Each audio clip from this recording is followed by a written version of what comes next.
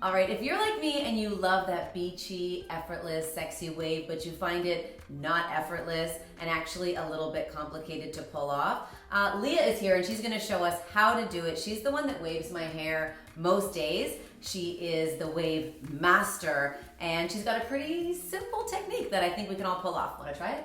Yeah. All right. Let's do it. To start, you want to make sure that you have your hair properly prepped, whether it's freshly dried day 1, day 2, day 3. You just want to make sure you have some good heat protectant in there. So I like to use my Constructor. It's a L'Oreal tool, one of my favorites. It's got the heat protectant and it's heat activated to help hold your curl longer for those of us whose hair doesn't hold curl very well. So we've already done that with Danielle, and now we're going to start the wave process. I'm always amazed at how fast you can do this. Like, it's amazing. So first you want to split the hair between the front and back of the head. So you choose where you're going to part your hair that day and let that sit at the front. And then you're going to split it so that the majority of the hair is at the back of the head. I feel like all of my hair is at the back of my head. Am I alone in that? I mean, most of it is. I just feel like I have no hair here and all hair back here. You know what that mostly is though? What? It's breakage. I don't know why my natural blonde hair is breaking. I know, that's so strange. Weird. Mine does the same thing. Like, I don't get it. I feel like I should note that my hair is naturally straight. We didn't flat iron this or anything like that, okay?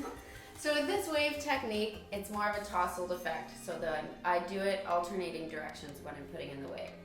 Normally I do 4 to 5 rows up, and then depending how thick the hair is, you kind of choose how big your wave is going to be depending on the section size.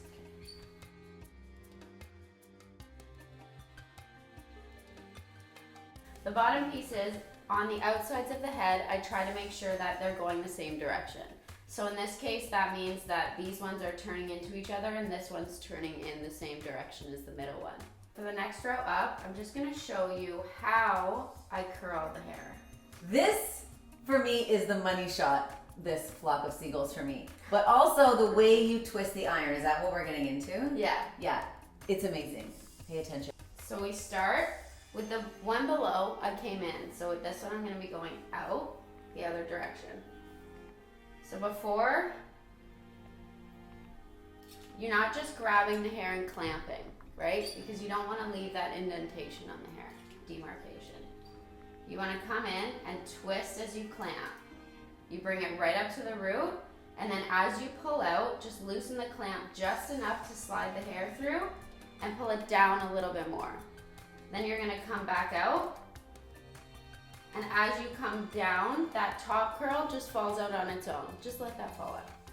And then you just run it over the ends. Ta-da! Just 800 more to go. Okay, so I'm going to go over this again. We're bringing it right up to the root. We're making sure our curling iron is always facing up. We're turning as we clamp. Keep that hair smooth. At the root, we're coming out and down, and then we turn it back in towards the root. But we're not bringing it back up. Out and down, in towards the root. That top curl falls out. Those bottom pieces slide through. What size of curling iron are you using? This is a 1.5 inch.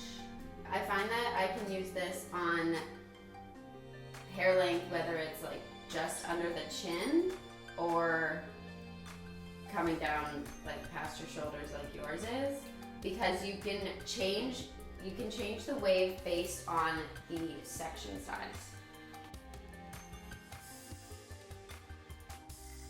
So as you can see, I'm alternating the direction of the curl, and now that we're on the third row, you can see it forming where it's got that really cool texture where it kind of falls into each other and create this good like loose, tousled, beachy. I just rolled out of bed and my hair looks like this. And that's the other thing I love about this wave too, while we're talking about the curl direction, is that it doesn't have to be some strict pattern. So when I'm doing my own hair at home, I'll just grab pieces and alternate the direction. The only direction of the curl that matters is the direction of the curl around your face. And I'll go over that when we get to the front. But we want to make sure that the curls around your face are always coming back because it opens up the face. But anything on the back of the head, just grab your curling iron and curl. Just remember the process. You're going in at the root and clamping as you turn. You're holding it there for a few seconds, loosening it just enough for the hair to slide out, come out and down, back up to the root, loosen again, curl back in, let that top piece fall out, but we're not tugging at the top piece either. And then you're just pulling the ends through so that they get that really soft, slight bend, but don't get that ringlet curl.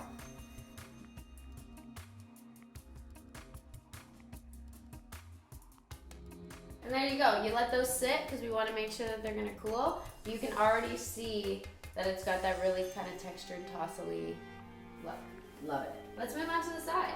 Already? Yeah. Ooh, okay. So we're on to the sides and the front. Same technique, little bit different approach. We want to make sure that all of the pieces around the face are coming the same direction, that they're always coming back. That helps open up the face and keep things really soft. So first I go in. Usually I separate 3 to 4 rows, depending how big or intense you want that wave to be. We're gonna do 3 today. Okay. We're just gonna keep it with 3. 3. So that front piece is usually on its own, and it's just one curl coming back. The front pieces, side note of your hair, they're the ones that go through the most trauma. So that's why you always have the most kind of breakage, and they always seem really short. And that has to do, sometimes one side is more than the other. That has to do with what side of the bed you're sleeping on, or what side you're sleeping on. Oh.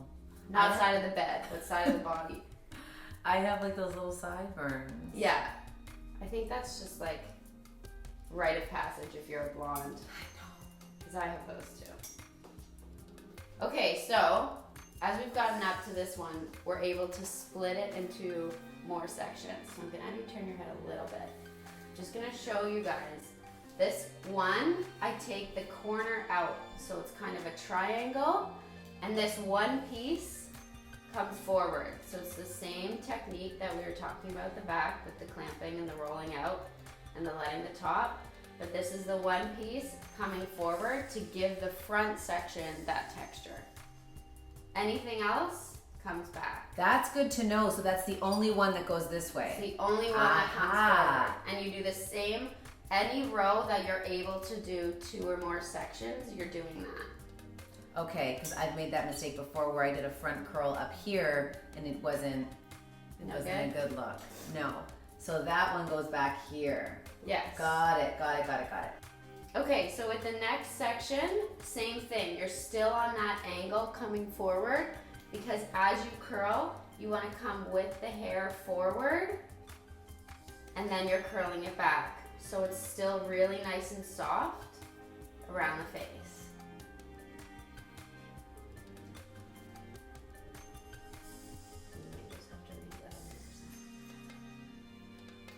And then the very pieces around the face, same thing. You want to come forward a little bit, bring it up, come down, and just let those front pieces slide out. Oh yeah, feels Now we pretty can already. Turn to the other side. Okay.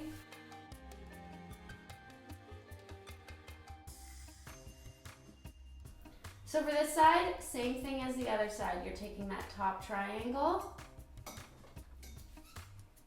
and you're curling with the hair. So that curl comes back, as you can see with the hair coming back. And then you're twisting.